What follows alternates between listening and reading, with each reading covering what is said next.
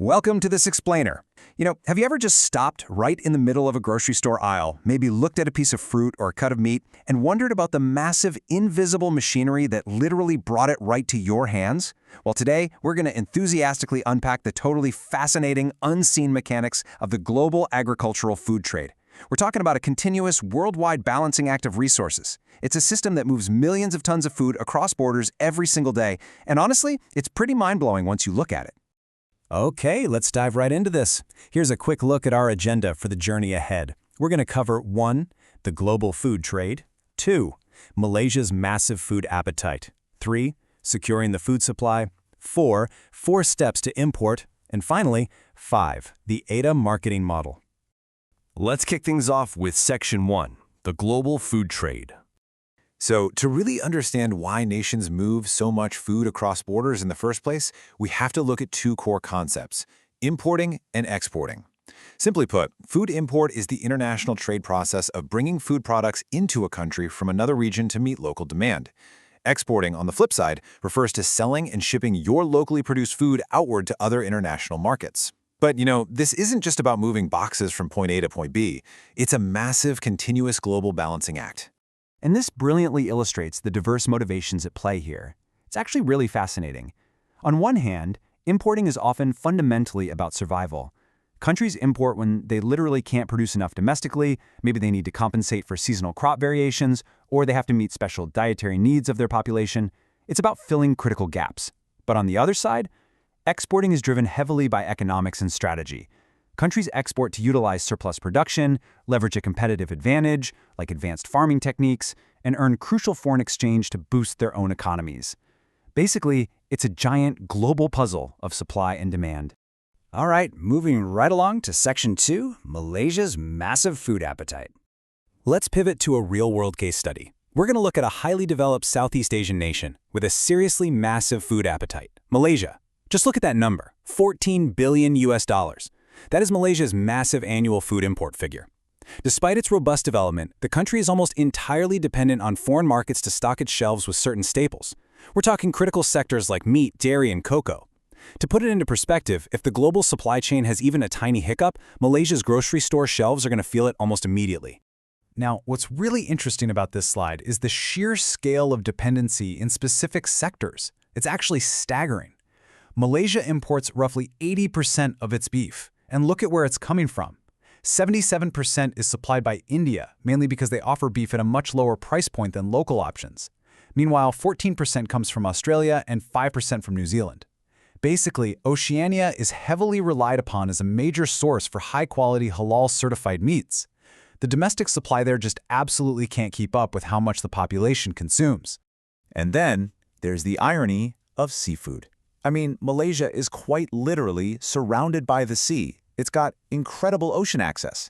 Yet, believe it or not, it imports nearly $965 million worth of fish and seafood products every single year. Crazy, right? Why? Well, it relies heavily on neighboring countries like Thailand, China, and Indonesia for much cheaper options and incredibly fast delivery times just because they're so close by. And here's another fascinating anomaly for you. Malaysia is actually Asia's largest cocoa processor, so you'd probably assume they grow it all themselves, right? No, not at all. They import a staggering 95% of their cocoa beans. That racks up an import value of over $1 billion. They're buying huge amounts from places like Côte d'Ivoire and Ghana to produce premium chocolates, and from Indonesia for blending. They are a literal processing powerhouse, but they are entirely fueled by the global supply chain. Okay, on to Section 3, securing the food supply. So with all this food constantly crossing borders, you have to ask, how does a nation actually protect its citizens when buying billions of dollars of food from abroad? Well, this is exactly where the bureaucracy of safety comes in, specifically through food import control. The primary objective here is simple but absolutely monumental: protect the consumer. These control systems are built to ensure that any food arriving from a foreign country meets the exact same rigorous safety standards as the food grown right in your own backyard. Plus, it ensures fair trade practices, making sure countries aren't just throwing up unjustified technical barriers to block foreign competition. In the end, it's all about food safety first. Let's transition over to Section 4, 4 steps to import. All right, let's make this super practical. Imagine for a second that you wanted to start a business importing food into Malaysia. Think of this as your theoretical how-to guide. Step 1, you've got to register your company and check the import licenses. You need to see if your specific product is covered under the Food Act. Step 2, you complete your labeling checks. Step 3, you declare the incoming shipment via their electronic SMK system. And finally, Step 4, your goods arrive and get physically inspected by Customs and the Ministry of Health. Also, if you're bringing food into Malaysia, getting clearance from MAQIS, that's the Quarantine and Inspection Service, and snagging that halal certification are absolutely vital steps for full market access. So, the crucial point is that something as incredibly simple as a sticker on a jar can literally make or break your international business. No joke. Under the Food Act 1983, product packaging is strictly regulated. Labels absolutely must be in Malay or English. They have to list ingredients in decreasing order of weight, and they need to include really specific details, like the name and address of the overseas manufacturer, expiry dates, and full nutritional information. It is completely non-negotiable. If the label's wrong, the food doesn't get in. And just to clear that third step we mentioned earlier, declaring your import, you're going to need to conquer an absolute mountain of paperwork. Seriously, take a look at this list. We are talking invoices, packing lists, delivery orders, a bill of lading if it's coming by sea, an airway bill if it's flying in, customs form number 1, product-specific permits, insurance certificates. The list just goes on and on.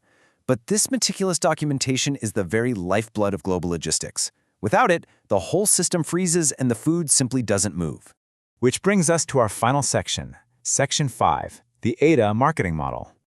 Okay, so your imported food has safely crossed the border, it's cleared customs, and it's sitting in a warehouse. Awesome. But how do you actually convince a consumer to pick it off the shelf? Well, marketers love to use the AIDA framework. The A stands for attention. In a completely new, crowded international market, you have to create immediate awareness. Importers use striking visuals, videos, and social media influencers to highlight exactly what makes the food unique. Maybe it's the rich origins of Ghanaian cocoa or the pristine quality of New Zealand dairy. Whatever it is, you have to stand out visually first. Once you've grabbed their attention, you need the I, interest. This is where things require a bit deeper education. You're transitioning from flashy images to highlighting specific features. Think nutritional value, health benefits, or maybe a really unique flavor profile. You might run educational content, online contests, and encourage those early customers to share their tasting experiences online. Essentially, you're teaching the market why this foreign product absolutely belongs in their local kitchen. Let's move to and see how this builds into the D, desire. How exactly do you turn mild interest into a genuine I need to have this want? Well, you cultivate a sense of exclusivity or scarcity. Marketers might offer limited time access to an imported specialty, or maybe they set up loyalty programs that reward repeat purchases. You want to make the consumer feel like they are getting their hands on something truly special and exclusive. And finally, the ultimate goal, the final A for action. At this point, you have to make the actual purchase as frictionless as possible. You provide a clear, blazing fast Buy Now button on your site. But more importantly, when you're introducing an unfamiliar foreign food, you've got to reduce the buyer's risk.